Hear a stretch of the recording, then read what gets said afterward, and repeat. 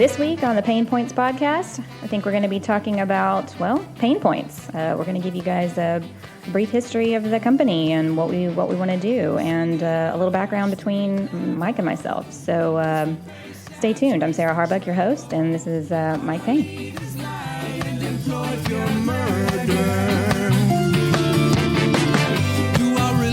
Sing this again. The state we're in, I admit it bears repeating. Authorities exist, and are overgrowing. Passive populists pretending like they never. All right, good morning. Welcome back.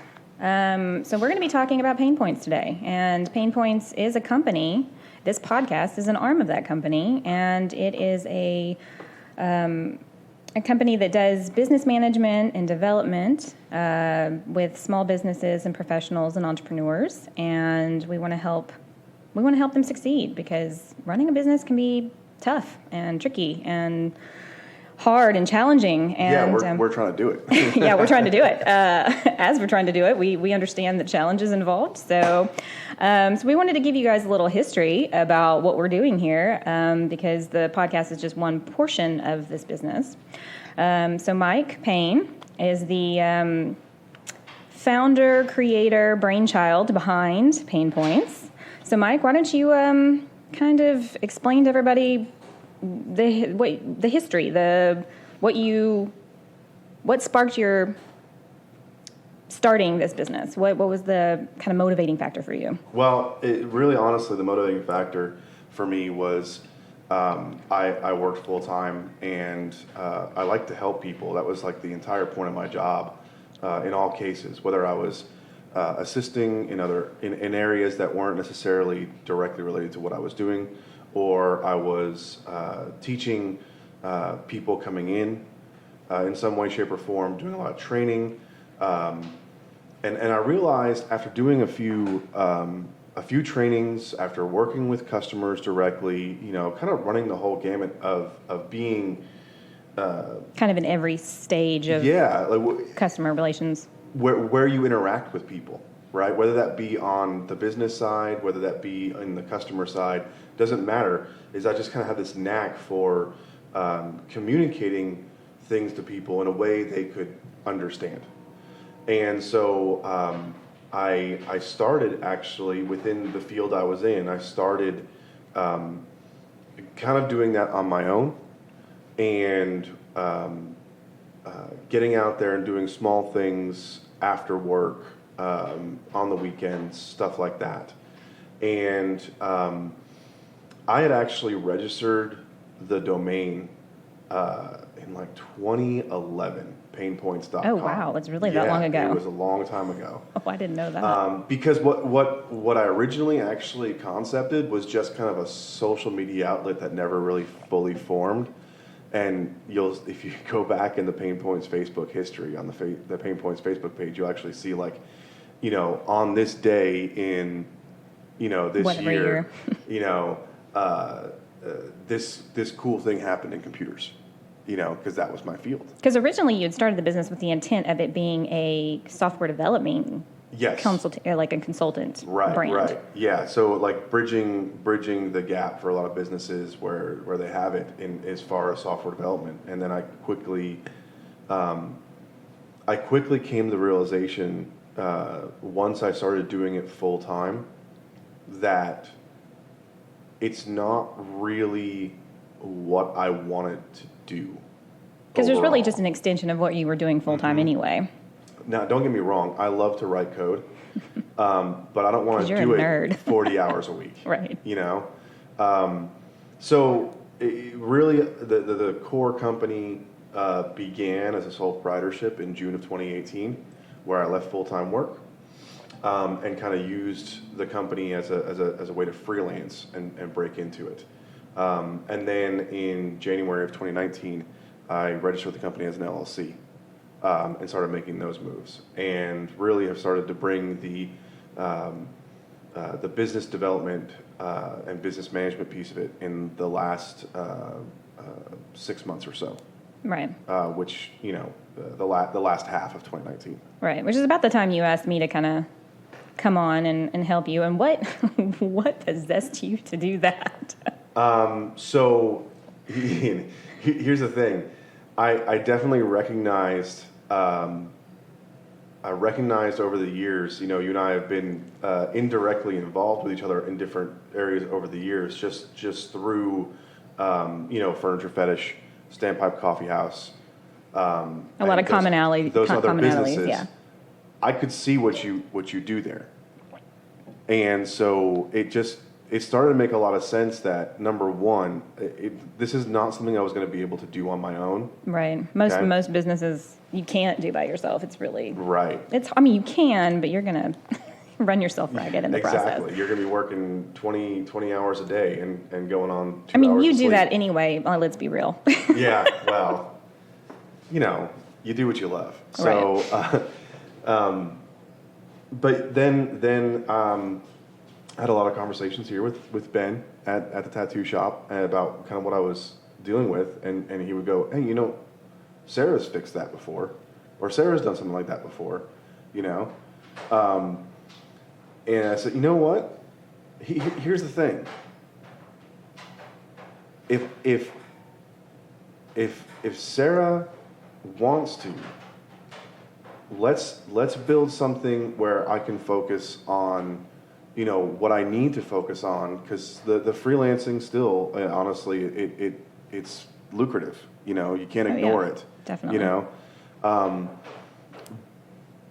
But my eye for design is not great.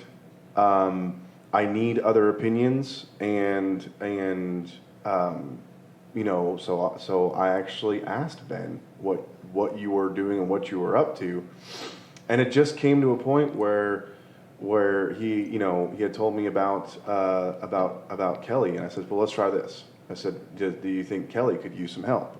And he said, yeah, actually, we've been talking about that. So we arranged to speak to her, and I think that's really kind of where it started. Well, that segues really well into kind of, I guess, giving everyone kind of a rundown, a brief summary or description of the services that we plan to offer. Hey, Dapple, how's it going over there, man? He's trying to dig his way to China right now. Yeah. I love these dogs. They just add so much to our podcasts here. In case anybody is wondering, we have some shop dogs, and they live inside when the weather is not so great, and they're in their crates. And every now and then when you hear those background noises, that's them over there just kind of giving their subtle input of what we're discussing. Anyway, back to PaynePoints. What would you say in 2 or 3 sentences, would you describe our approach, our services, what we currently offer, what we hope to offer in the future? So I think that PaynePoints' main line of service at this time is a direct and personal business management consulting. We take into account the individual in the small business, the individual professional, or the individual entrepreneur. And we sit down one-on-one with them and discuss their needs or their problems or the sticking points that they're having in their own business. Yes, correct? Absolutely. And I think that's the most important aspect of what we do, because in the industry, people are used to consultants coming in saying, this is what you need to do, and then walking away. Well, as a great example, Kelly, her issue was, I don't understand Facebook advertising campaigns. I don't know how you do that. What's the best way? How do you schedule all those things? Because there's a lot of technical mumbo jumbo, if you want to call it that, right. A lot of minutia. And, the average person, unless they've done a lot of research and sat down and done the rabbit trail of reading all the articles on how to really properly do that, most people aren't going to know every single intricacy. So one of the big things that you helped her with in the very beginning was creating effective Facebook ad campaigns. Correct. There are so many different ways to do advertising on Facebook and Instagram especially, that it's very easy to get confused. Like there are Oh, literally. I know I was. She was like, hey, you do all this stuff online. And I was like, I looked at it and I was like, I could probably do it, but I'm not going to do it well. Most people think that the best way to do it is the most obvious through the interface. And to be honest, as a software developer, if it was a good user interface design, then that would be absolutely true. Except that it's not, is it? It's not. Most people boost posts. Yep. That is the least effective way to do advertising for a business. Right. So but that concept of helping her with that particular problem is an important part of what we do. Consultants do come in to fix specific problems in most cases. But what we're trying to do is we're trying to bridge the gap between a cohesive overall strategy and plan for a business and getting the big problems out of the way. Those two things don't always work together. So it's important that even within our first couple meetings with a client, that we sit down and go, what is your biggest pain point? Yeah. And how can we help you solve it? And while we do have I guess you could call it a map or a process of things that we like to do, we try to personalize it and specifically customize it to their specific need or needs based on whatever their most pressing problem might be. Right, that's correct. The plan and the process that we go through does adjust for where that business owner is at in their business right now. Right. Most owners don't. Most owners in the U.S., I would venture to guess, do not have a formalized business plan, and if they do, it has about 3.5 inches of dust on it. Right. Because we all know, the best laid plans are blown out the second you apply practical reality Well, to it. I mean, just in your own experience, you started PaynePoints as a software, I cannot talk today, software development company, and it evolved and changed into its current form because once you get into it, sometimes you realize that's not really how I want this to go. Right. Or you find something that you thought you were good at, right? And realize that that's not the only thing you were good at. Mm-hmm. That was really what it boiled down to for me was it's like, why am I putting myself in this box? Because I'm too big for it, And so with our clients, we like and we feel we have to take into account not just their business, what they do, as a revenue generating factor, but who they are as an individual. Yeah. Because every single business owner or even partners in a business, their individual personalities are going to come into the mix.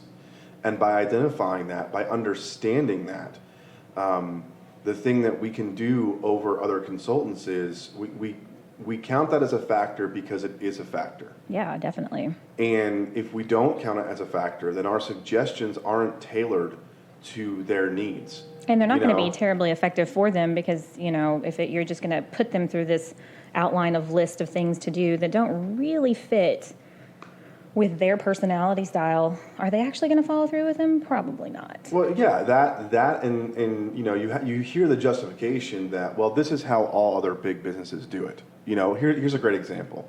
I worked for an electric supply company that has now I think they have 160 locations, and each location has its own warehouse. But there's a couple of large regional distribution centers that are 100,000 plus square feet. These are big buildings with a lot of product in it.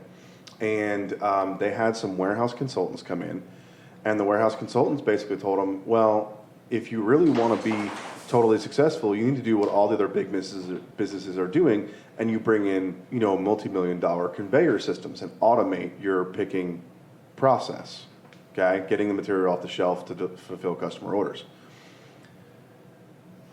They paid the consultants but have zero plans to implement this because the consultants said this is the way you do it, but at the same time didn't take into account the way they did business. Right. The primary goal of this particular company is to be different from other electric supply companies by having great service. Yeah.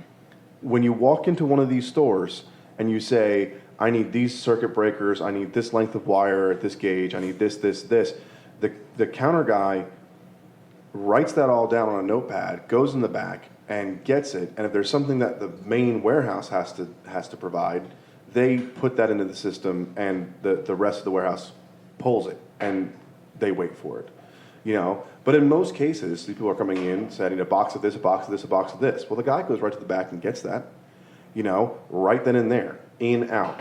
Exceptional service. And there's something to be said for an actual human being rather than a conveyor system or an automated system. While that may be efficient in some businesses, if you're trying to maintain that more personable, one-on-one, face-to-face dealing with your clients or your customers, sometimes you just take somebody writing it down on a notepad and walking in the back and getting it. And so because of that focus on exceptional service, they have no plans to institute this. The consultant still got paid, but the chances are they won't be calling those consultants again. Right. When they actually have more problems to deal with. When they should have probably sat down and said, how do you do business? How do you want to do business? And how can we maintain that mission within your style, but also make it a little more efficient for you? Right. Which is basically a summary of what we like to do for small businesses. I mean, Right. Having run small businesses, we know the struggle and we know how hard it is to overcome certain things. I mean, I'm good at some stuff and I am terrible at other things, just as I'm sure you are.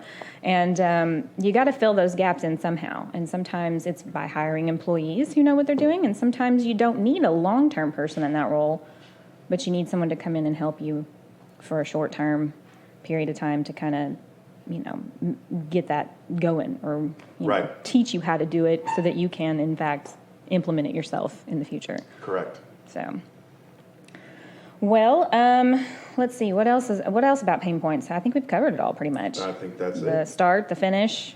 Obviously, we'll be talking more about that as the weeks go by. Any more details of what our services are, but I think that's the present day summary of what we've got going on here.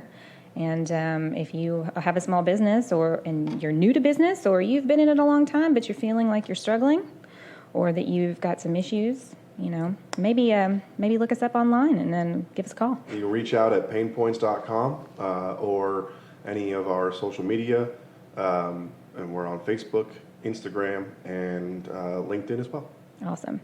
Well, we're going to be back here in just a minute with, we're going to really delve into the mind of Mike Payne. I know it's kind of scary. Yeah, that's So pretty hold on to good. your seats, guys. We'll be back in a little bit with some biography information of Mike Payne.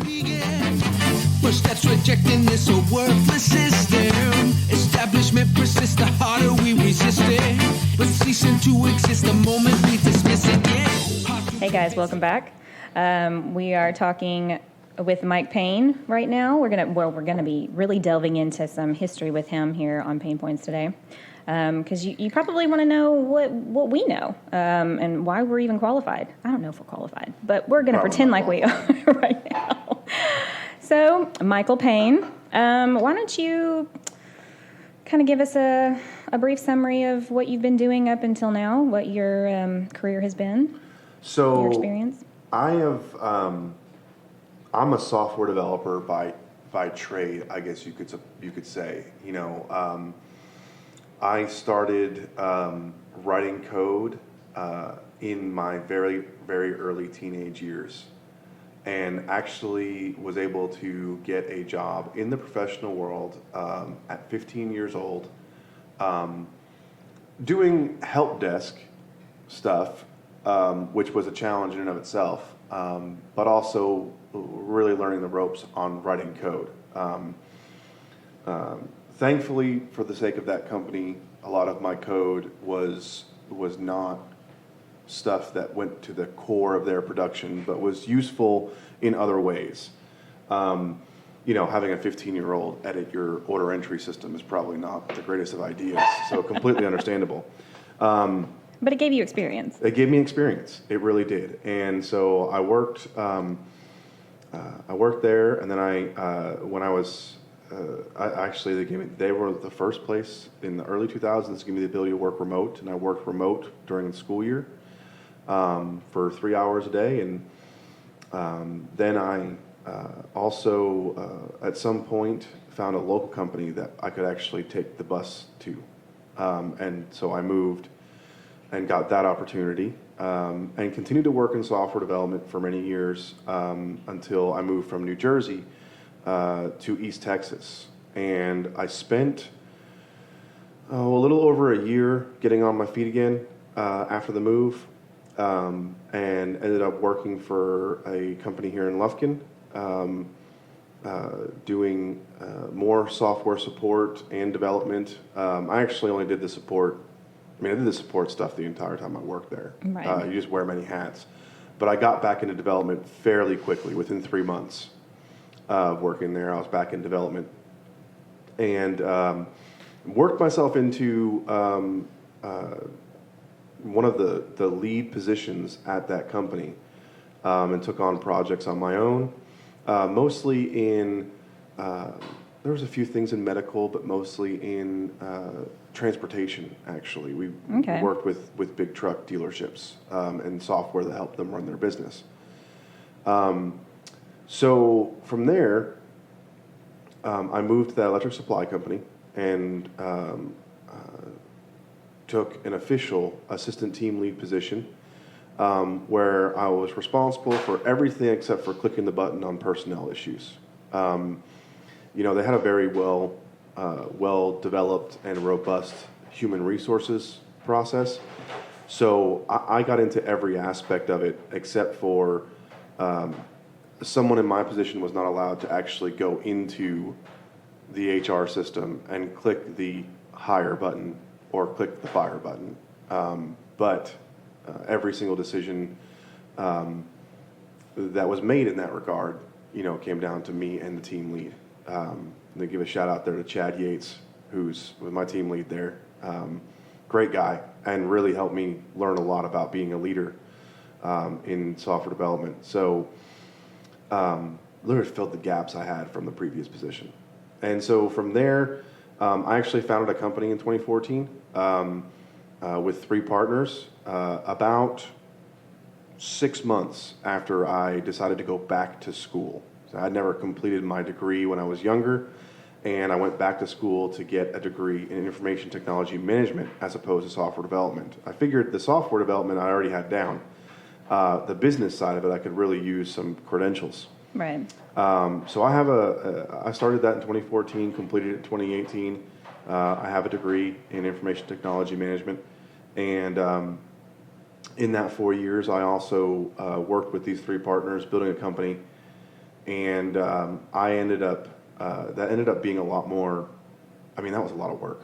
Yeah. That was an insane amount of work. I was the technical co-founder. I wrote all the code. I did all the tech stuff. And we ended up parting ways in January of 2019 as well. And we ended up parting ways, and I left that company and continued on the PaynePoints route. And you do various consulting for bigger firms and contract jobs. That's correct. I do. I actually do a heavy amount of consulting and work still in the software development arena. There's a big push to the cloud, and there's a difficulty for a lot of companies, in doing that because either they're not really ready to with their processes, or they're hesitant to do that because of privacy concerns. So there's a whole variety of reasons why it's difficult. But change is scary. It is a big change that is happening. Yeah. So yeah, that's kind of what I did, and that's my career. I've now been as a business owner, as something where I'm not pairing that with full-time work for about a year and a half now. Yeah. That's cool. Well, let's do something a little fun. What was your dream job as a kid or as a teenager or when you were younger? So yeah, that's an interesting question because so way back in, let's just say, elementary school, that's what I think it was.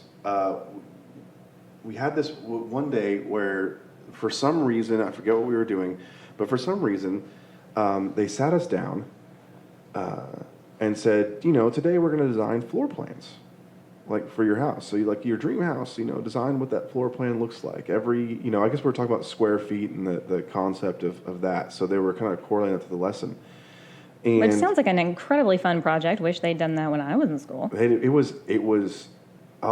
was probably the most intriguing thing I'd ever done throughout my entire school year, because what it did was I drew a floor plan and I became enamored with the design of floor plans and how I could move the blocks around and change things and plan for the future and all that. So it was from that point forward that I had said, I'm going to be an architect. I'm going to design homes. I'm going to design places to live. I'm going to design things. And it didn't really work out that way. At least if you look at it from the perspective of designing homes. Right. I was going to say, you still design stuff. It's just not necessarily physical structures. Right. Well, and that's kind of my thing is I always think back to that moment when I think about what I'm doing. I got a few years into the job here in Lufkin, and I said I am an architect. I'm an architect of software and software systems, and I didn't let that go. I just kept pursuing it. What else do I need to do to be this? Yeah. And then when I started doing more business-related stuff, I said, and now I'm applying the stuff I know as architecture, I'm applying to business. How do you successfully architect and design businesses to function? How do you, as an architect, come into an existing business and get it back on track, Yeah. That was, I guess I'm doing what my dream job was. Well, it sounds like your early aspirations kind of led you to what you're doing now, just maybe in a slightly different form. Kind of a roundabout way to get there, right? Right. I mean, how many of us actually ended up doing what we wanted to do as a kid? Probably not very many people. Right. So why would you now, at this point in your life, change from being a software architect to becoming a consultant for small businesses and entrepreneurs? What was the catalyst there? So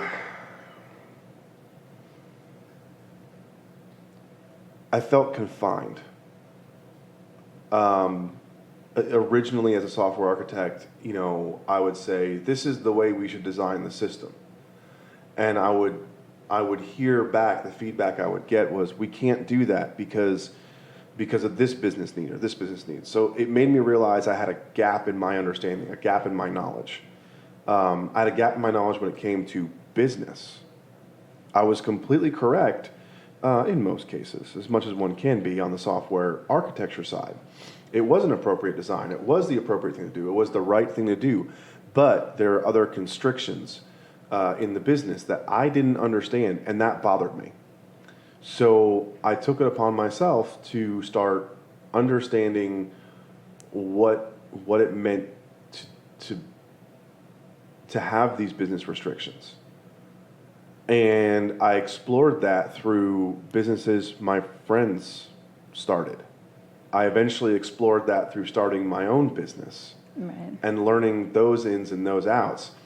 And by gaining that experience and knowledge, I realized a lot of the same principles. The reason that those restrictions and constrictions exist inside of being able to do software is because businesses aren't following a similar idea of architecture. They aren't seeing the patterns that I see in business and software. The truth is, software is really just a means to an end. A piece of software can automate or assist in automating a relatively complex process, but that process still needs to exist before the software can be written. Yeah. And that's where I started having realizations that a business is a set of processes, and that what I do isn't just limited to software. It can be applied to business as well. Okay. And so I started digging into that. And when I got my education, I got confirmation of a lot of that. And I've failed many, many times. But in reality, it was the reason for the change was it was a growth factor for me. Well, it seems like it was a natural slide into that, as it were. Yeah. Just based on your own experience and realizations.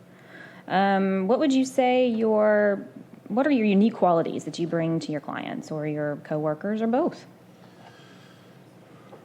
So, it as much as I like to talk, I don't necessarily consider something like this under normal circumstances. But the things I do very well is pattern recognition through good questions. And that is something that I try to help people with, both clients and coworkers. I was always taught that it is far better from a relationship standpoint with anybody to ask questions and help a person understand your perspective through a series of questions, leading them to your point, so that they make the realization themselves rather than trying to tell them the point. Yeah. And it's the same way I think in storytelling.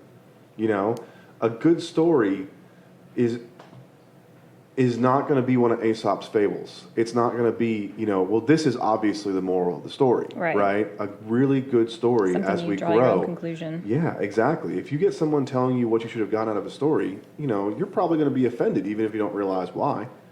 So I take that same character and quality into my clients. I want them to make the realizations because as a consultant, my job is literally to work myself out of a job. Right. To a point where someone does not need me anymore. I mean, that's the goal, you would hope. Because that's just to the benefit of everyone. Right. So pattern recognition, good questioning, and a distinct want to not have to be a crutch for someone. Okay, so those are your strengths. What would you say you'd like to improve upon in your own experience by doing this particular line of work? What would you like to see improved within yourself, I guess? Yeah. That I just stumped you there. Man. No, it's not a stump. It's just that there's so many. What jumps out at you? I would like to improve. What jumps out at me is my ability to properly react to situations. Being reactive to things is not necessarily a bad quality in and of itself, right? But how you do it is really, really important. That's an interesting answer.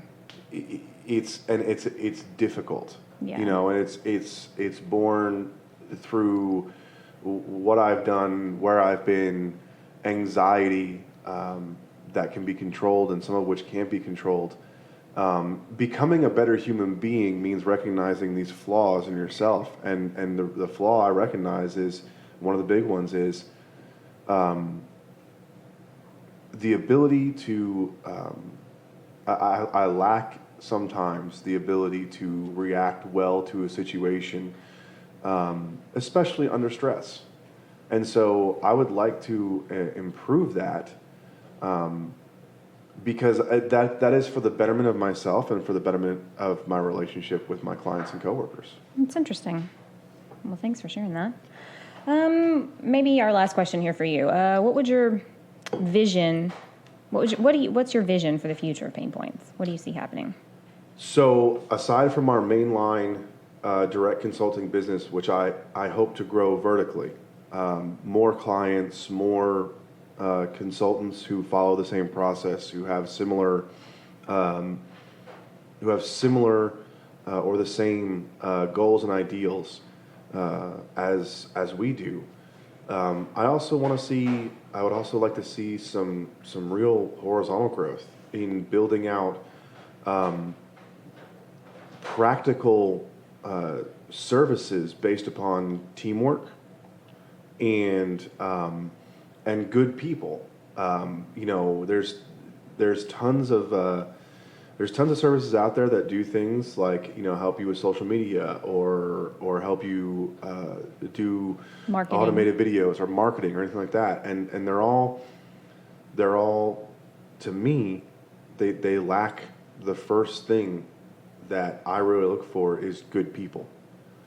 A human element. A human element, yeah. And so I would like to see a horizontal growth in a human element to have teams to handle the difficult areas of business and to allow people to delegate those areas with a level of trust that you can only find in PaynePoints. Well, folks, there you have it. That is that's Mike Payne there in a nutshell. Thanks, Mike, for opening yourself up to some pretty deep questions. I'd like to think they're deep questions. Maybe. Yeah. All right. Well, we're going to be back in our next segment. Well, you're going to get to hear from me. I know you're just sitting on the edge of your seat for that. So stay tuned, and we'll be back with more at PaynePoints.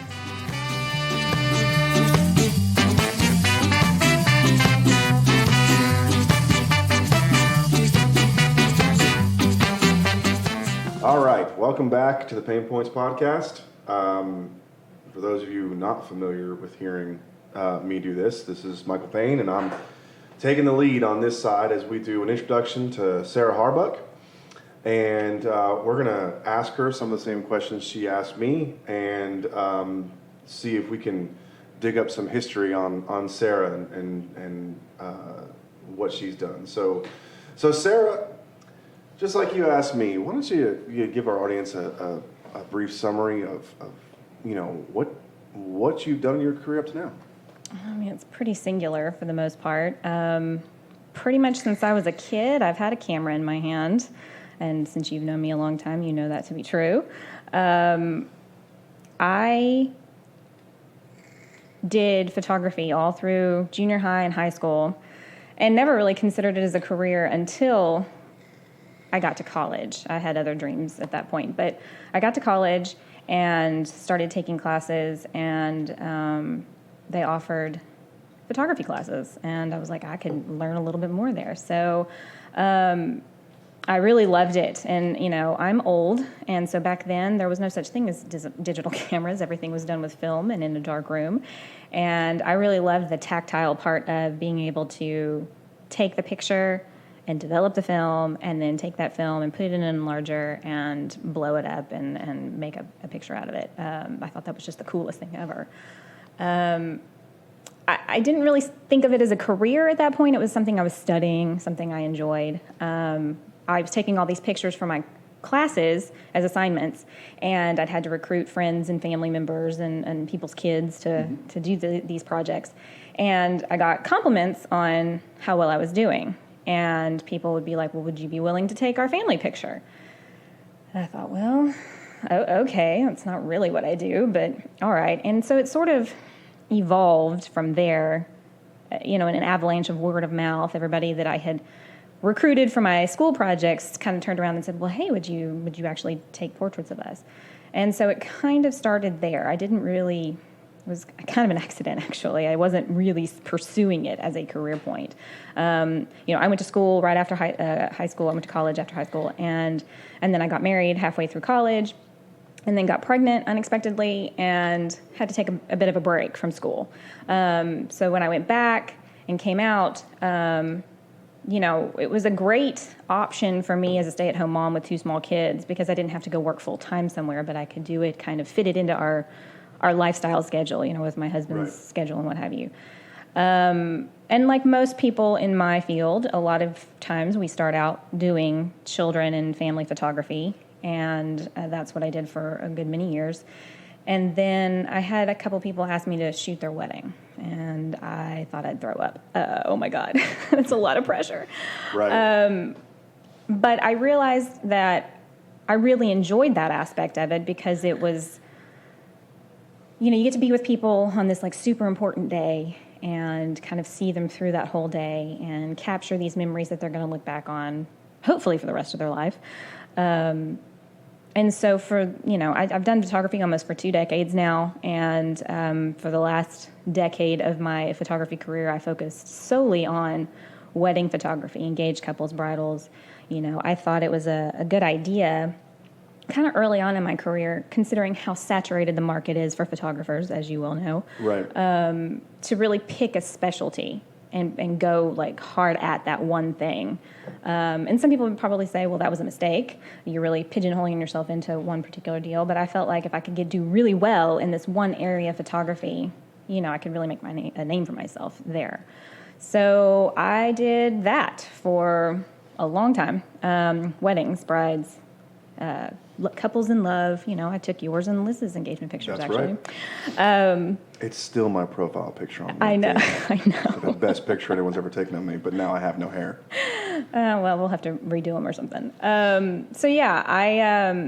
Photography has pretty much been the only career I've really ever had. There's been some brief periods of time, but even then my photography was integrated. When I worked for Furniture Fetish, that was kind of actually my main job with them. And then when Ben and I and a couple of other people started Standpipe Coffee House, while I was a barista for the first year we were open, my main job there was to photograph events and what was happening and really promote the business that way. Photography has just pretty much always been what I've done career-wise. And, there a couple of years ago, I think I got to a point where I was just so burnt out, every weekend running off to another wedding or event or, constantly on the road traveling these different things. And it just gets to a point where you have to stop and take a step back because I was starting to lose my love for it. Right. And I was starting to lose I felt like I was delivering a subpar product to my clients at that point because I was so kind of blasé and disinterested. I'd been doing it for so long that it was kind of like, nothing new has sparked my interest. So Dapple agrees. He's like, yep, she had to quit. And now I work for PaynePoints as one of the more minor consultants in the business. But come on. Mike really does most of the work. And then I work for a friend of mine, a colleague, in helping her run her business. And I've kind of gotten away from the actual picture-taking part of it all and into the actual more management of a photography business. So that's where I'm at currently. And that's kind of, I guess, a rundown of what I've done the last 20 years of my life. Oh, gosh. Yeah, you start saying things like, well, I've been doing this for 20 years, like I started real early. You know? So I started realizing, a couple years back, it's like, oh my God, I've been doing this for 20 years, Yeah. If you count my childhood, I've literally been taking pictures since I was 7. So we're talking like 33, 34 years, Wow. All family vacations.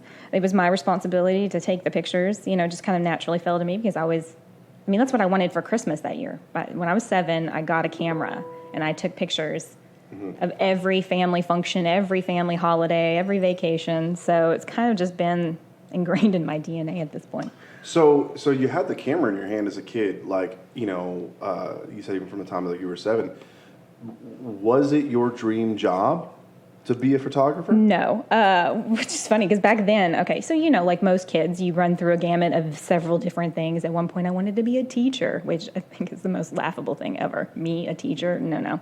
Do I have the patience for that? No. And then I wanted to be a veterinarian for a while until I was told that you had to put the pets to sleep when they weren't feeling good, and that just crushed my spirit. And I was like, no, I don't think I could do that. But there was a brief window of time when I was in like middle school where I was like so obsessed because of I read everything I could get my hands on as a kid. I would ask the teachers for extra summer reading. I was that nerd, Right. I was so obsessed with reading, and there were so many stories that I would read that were mysteries or intrigue or espionage. And so there for 3 or 4 years, I was so obsessed with being a spy. like for the U.S. government. A spy, like CIA infiltrate a thing, with the little tiny, hidden camera and right. The pin that's really a recording device. That sounds like a 10-year-old's fantasy, right? Like I'm gonna, what was that? There was a whole book series about Harriet the Spy, things like that. So I was very, very into that thing for a very brief window of time. And then as I kind of grew out of my childhood fantasies, what I really wanted to do was be a storyteller, I think is ultimately what you could label it as. So I was very interested in writing, whether that be fiction and making up the story, or as a journalist with nonfiction and reporting stories that were happening, news. And then as I got later into high school, I was really interested in movies. There was a period of time where I'd seen like pretty much every movie that came out. And so I got really interested in like screenplay writing and making movies. And that was like that's really where there towards the end of high school, that's exactly where my focus was. So I thought, I'm gonna do that. Of course, like most, conservative fathers, my dad was like, you're not going to school out of state. And all the best film schools were out of state. So I had to kind of adjust my expectation and kind of really figure out, what was realistic for me. And so when I went to school at SFA, which was close to home, and all of my scholarships and Pell Grant paid for that, and I had no student loans, I decided, well, photography, that'll be a good, at least start in that direction, and in journalism, and that's what my degree was in, was photojournalism. So yeah, that's what I ultimately, storytelling, and I think that's exactly what I ended up doing, as a wedding photographer. Right. No, absolutely. I completely agree with that. So, as a storyteller, because I honestly can see that in you. When I approached you about working with me on PaynePoints, knowing that storytelling is something that's in your mind, what drew your interest in what I was talking about there? I thought, there were several things because, I was kind of at a juncture in my life where I wanted to do something different. And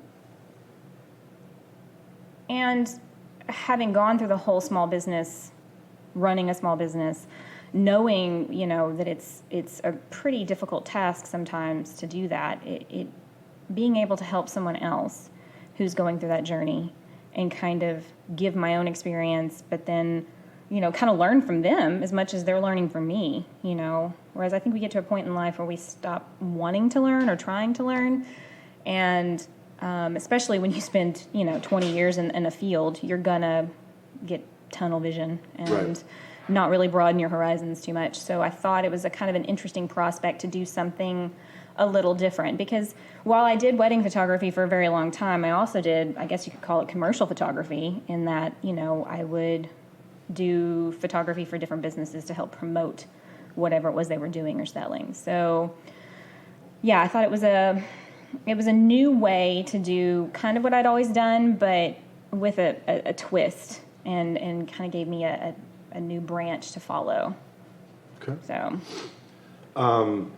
So I am going to use this similar question initially. What unique qualities do you think you bring to your clients or coworkers, especially from the consulting standpoint? I'd like to think that I'm relatable. I've done it all myself to some degree, and I know what it's like to be in the trenches when you're running a business. I feel like I bring a sort of a humanizing element that sometimes in this particular field can be very clinical. Yeah. In its approach. And so I'm a much more casual and not so formal person, and I feel like it makes people a little more comfortable with me. At least that's the idea I have in my head. Yeah. This is a strength. I'm a very meticulous and organized person, and I have lists and I have timelines, and I'm the kind of overachiever that you give me something to do and I'm going to do it like that day probably, or within 48 hours. So very punctual and task oriented. just my type A personality comes in right there. Right. So with that being in mind, is there something that you want to learn new or improve upon that you've started to learn in the line of work? I think for me, having been in one particular field for so long and having that, the blinders and the tunnel vision where you're just so focused on that one particular area that you kind of turn a blind eye to everything that's not an immediate concern in your own business.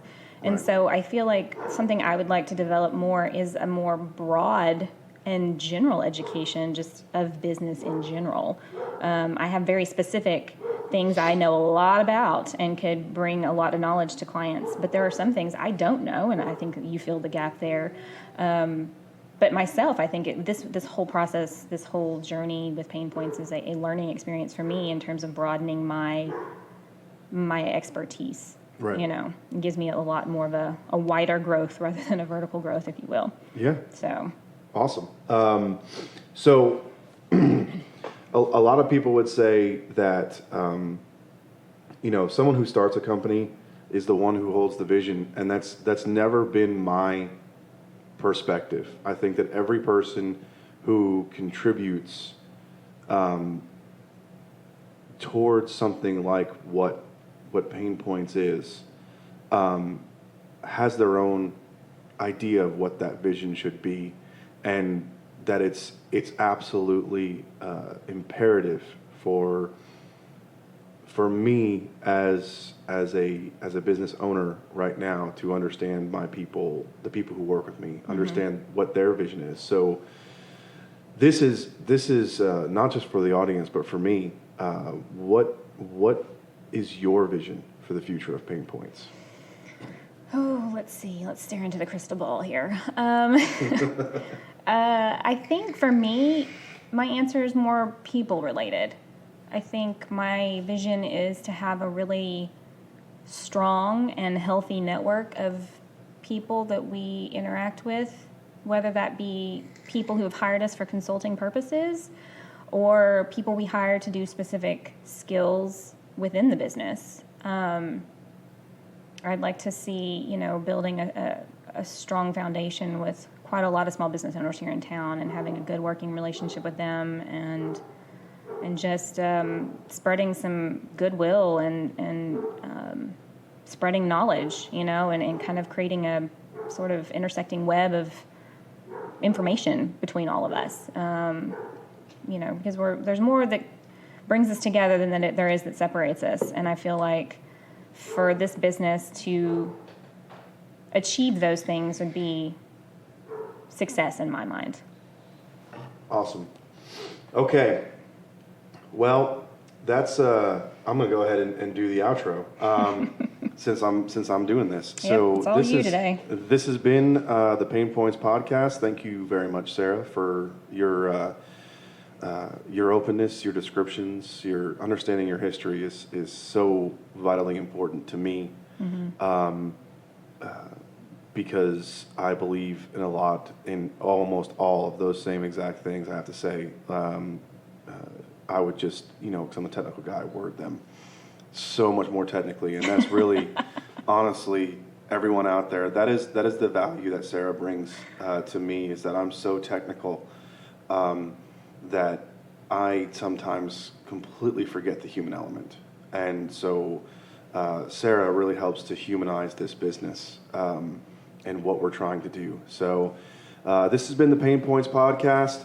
I'm Michael Payne, and with me is Sarah Harbuck, and you can find us on the web at PaynePoints.com. All our podcasts will be on the website as well. As of this recording, I'm still working on that, but I'm going to get it. We believe in you, Mike. You can find us on a variety of social media, on Facebook at facebook.com/PaynePoints, on Instagram at Payne.points. You can find us on LinkedIn under the company page PaynePoints, and you can find us also on Twitter at PointsPayne, because that happens. And And yeah, I mean, you can even find us on TikTok, though you're going to find more videos of my kid picking his nose than business videos. So, well, that's very valuable business information right there. You know what? You need Digging for gold. You gotta laugh in business. Yeah. And that. So I hope to, one of the things I do hope to do is bring some laughter, some joy to people who interact with us just as much as the hard questions. So. Thank you all for joining us, and we'll see you next time on the PaynePoints Podcast. Bye, guys.